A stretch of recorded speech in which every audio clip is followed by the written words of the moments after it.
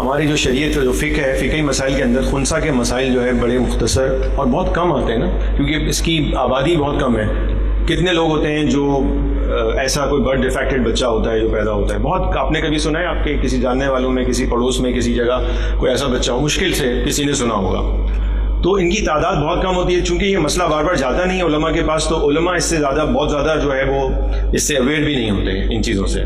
جب ہم نے فیڈرل شریعت کورٹ کے لیے بہت سارے فتوا لینے کی کوشش کی مختلف مکاتب فکر سے، تو اس کو بڑے علماء سے سامنے کرایا گیا، اور پھر ان علماء نے جو اکابرین ہیں انہوں نے جب اس کو گائیڈ کیا تو پھر وہاں سے جو ہے نا وہ کریکٹ کر کے وہ فتوا لیا گیا.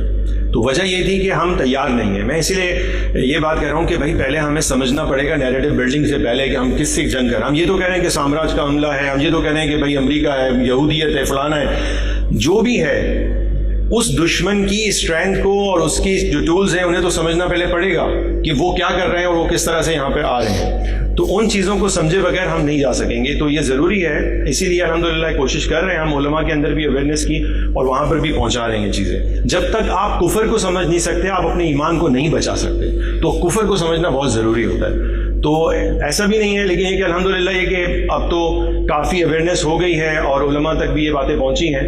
اور یہ بالکل ہمارے لیے پاکستان کے لیے تو ایک بہت ہی نیا سبجیکٹ ہے. یہاں پر عام طور پہ اس پہ بات بھی نہیں کی جاتی ہے، جو کہ اب یہاں اسٹیج پہ بیٹھ کے بات ہو رہی ہے. اچھا دیکھیں، ایک بات جو ہمارے دوستوں نے کی اس میں نیچر کی بات کی تھی، اور نیچر سے اس کو جو ہے نا وہ ریجیکٹ کرنے کی بات کی. نیچر سے یہ ریجیکٹ نہیں ہوگا. وجہ یہ کہ میں نے جب آپ سے یہ کہا تھا کہ کوئی بھی چیز آپ لیتے ہیں تو وہ ویلیو فری نہیں ہوتی ہے.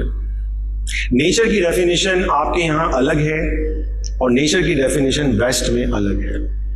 کیپیٹلسٹ اور لبرل آئیڈیولوجی کے اندر نیچر کی ڈیفینیشن بالکل مختلف ہے. اگلا مسئلہ جو آنے والا ہے ٹرانسجینڈر ایکٹ کے بعد، وہ ہے آپ کا PPC 377. یہ ہے ہومو سیکسولیٹی کے خلاف قانون. چونکہ ہمارے یہاں پہ اینگلو سیکسن لا ہے، جو کامن ویلتھ کنٹریز جتنے بھی ہیں ان سب میں جو برطانیہ کا جو برٹش لا تھا وہی چل رہا ہے. ہمارے یہاں پہ بھی وہی ہے. یہی سیم 377 برٹش میں بھی تھا، انڈیا میں بھی تھا، سری لنکا میں، سنگاپور میں، پاکستان اور بھی کچھ کامن ویلتھ کنٹریز ہیں جہاں پر ہوگا. اور اس کی سیم ڈیفینیشن، سیم جو بات ہے وہ یہی ہے کہ carnal intercourse against the order of nature, کہ ایسا انٹرکورس جو against the order of nature ہو تو وہ جرم ہے، اور اس کے اوپر جو ہے وہ سزا اس میں لکھی گئی ہے. ہمارے یہاں پہ بھی یہی ورڈنگ ہے. اور آپ کو حیرت ہوگی کہ ہمارے پورے قانون کے اندر کہیں پر بھی ہومو سیکسولیٹی، قوم لوط کا عمل، سوڈومی، یہ الفاظ واضح طور پہ لکھے ہوئے نہیں ہیں. تو against the order of nature ہے.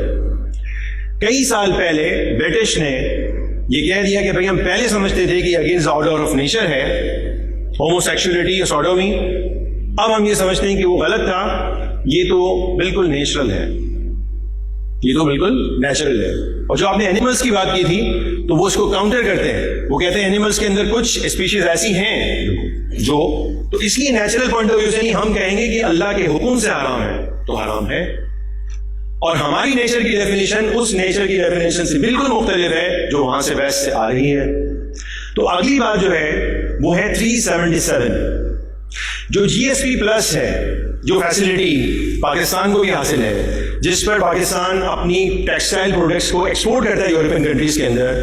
اس کی پریفرنسز اور اس کی جو ڈیمانڈ ہے وہ 27 کنونشنز ہے، اور ان 27 کنونشنز کو ڈرافٹ کیا گیا ہے ہیومن رائٹس کے اوپر، لیبر رائٹس کے اوپر.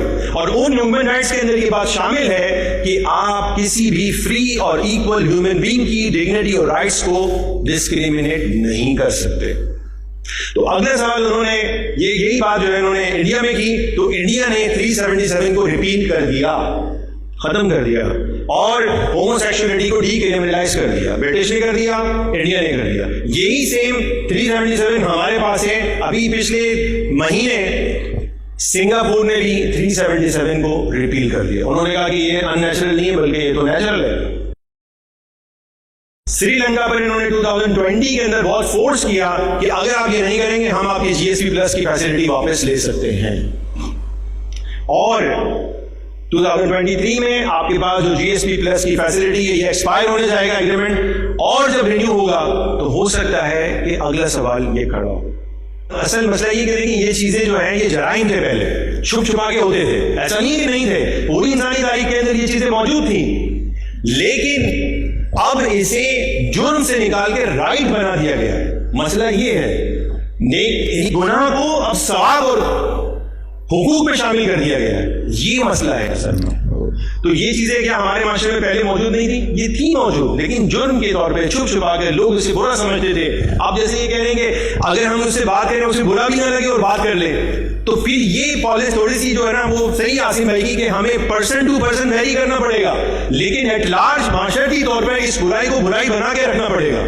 آپ دیکھیں پہلے پروسٹیٹیوٹ اس کا ایک عام سا لفظ ہوتا تھا رنڈی، اس کے اب بنا دیا ہے سیکس ورک۔ یہ کس نے بنایا؟ یہ کیپٹلسٹ آئیڈیا نے، لبرل آئیڈیا نے بنا دیا، اس کو ایک عزت دے دی، اس کو آپ کے معاشرے کے اندر سول سوسائٹی والا جو میں نے آپ کو پہلے بات بتائی کہ کس سے جوڑ دیا، اسے مٹیریلسٹک چیزوں سے جوڑ دیا کہ بھائی وہ تو اس کی فریڈم ہے، وہ کچھ بھی کرے، تو وہ کر رہے ہیں تو ان کا بھی کچھ حقوق ہے، ان کے بھی کچھ رائٹ ہے، تو وہ کیا بن گیا سیکس ورک۔ تو اس لیے یہ جو بات آپ نے کی لارج معاشرتی طور پہ اس سے برے طریقے سے ہی ڈیل کرنے کی ضرورت ہے، لیکن اگر کوئی انفرادیت میں آئے گا تو پھر عاصم میں نے جیسے کہا کہ نبی پاک علیہ الصلوۃ والسلام نے اس کی نفسیات کو دیکھتے ہوئے اس پہ ڈائریکٹ حکم لگانے کے بجائے اسے لاجک کے ذریعے وہاں پر قائل کرنے کی کوشش کی۔ تو یہ دو پوائنٹ میں نے آپ کو یہاں پہ عرض کیے ہیں، اس کے لیے بھی تیار رہیں۔ میں اسی لیے کہہ رہا ہوں کہ ہمیں پالیٹیکلی اب بڑھنا ہوگا، کیونکہ یہ انویژن پولیٹیکل انویژن ہے، یہ چیزیں پہلے سے ہمارے یہاں موجود تھیں اور اس پر اخلاقی تربیت پہلے سے ہو رہی تھی۔ اخلاقی طور پر آپ تبلیغ کے ذریعے، آپ بیان کے ذریعے اسے آپ نہیں روک سکتے، اور اگر آپ نے اس کو ایکسیپٹ کر لیا کہ یہ جائز ہے تو یہ کفر ہے، کوئی گناہ ہونا کی بات نہیں ہے، ڈائریکٹلی کفر ہے۔